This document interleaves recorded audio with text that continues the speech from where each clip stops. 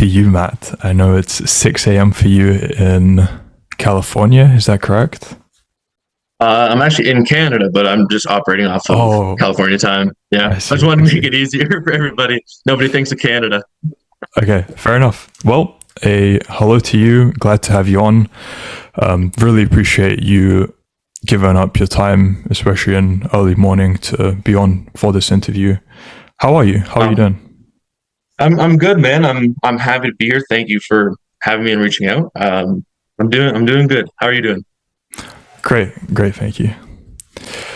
Okay, so in your case, you were recommended by the stocks professor. He reached out to me, said he thought you'd be a great person to interview. So here we are now. I'd love to hear more about your story, more about your time in the real world a bit later on in the interview. For now, let's begin with what was your life like before joining the real world? My life was very, very different. It seems like it was a lot longer ago than it was. I've been in for about a year, but when I joined, I was 20 years old. I was living at home with mom and dad. I was smoking weed every day.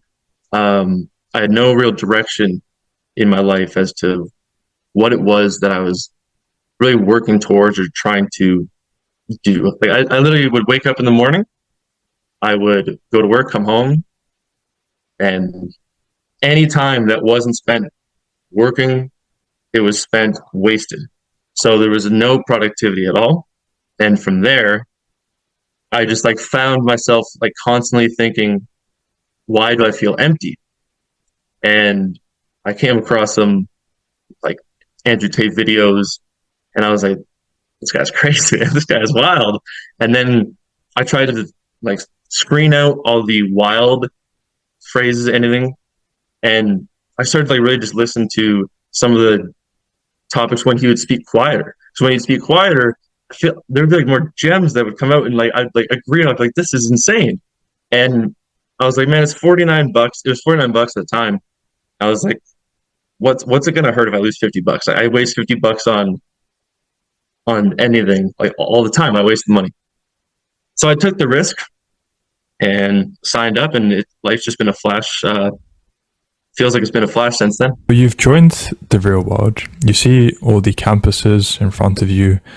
What did you choose to go into? What was the thought process there?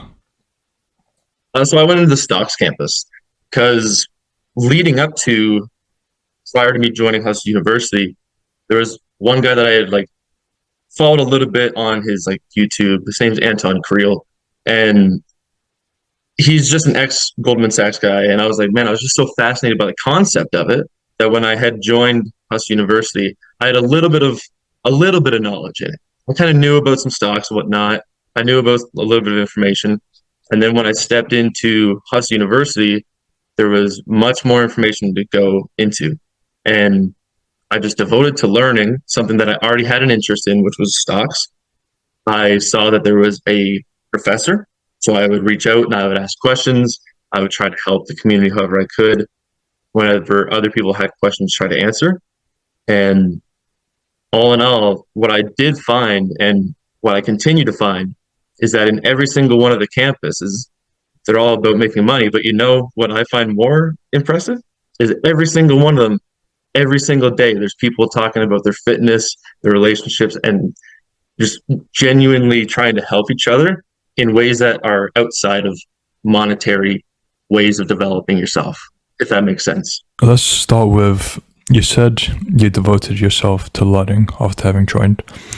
Where was the mindset shift there? Because before you were saying you felt empty, and then yeah, there was that devotion to learning. So where did that all happen?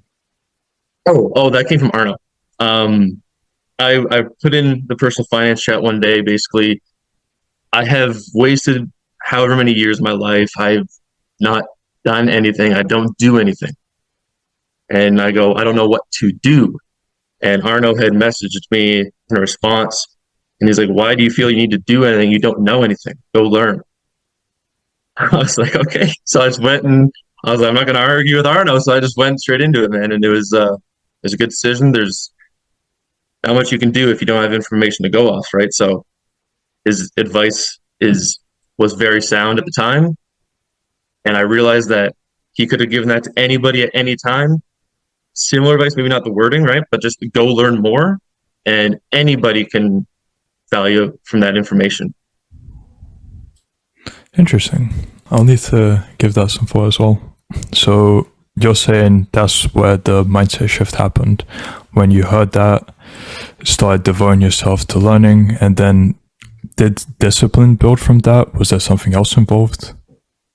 Oh, of course, of course. So what I would have to do is I'd have to like make like a I'd have the list, and it would be a list of things that I have to do, let's say in the morning. So it'd be like I'd have to do push-ups, I'd have to like go for a walk, go for a run, drink a liter of water when I wake up, and then before I go in the shower, drink another liter, right? Like I had a little bit of a list that I would get like a I have to do this and have my internal body clock like wake me up for quite a while.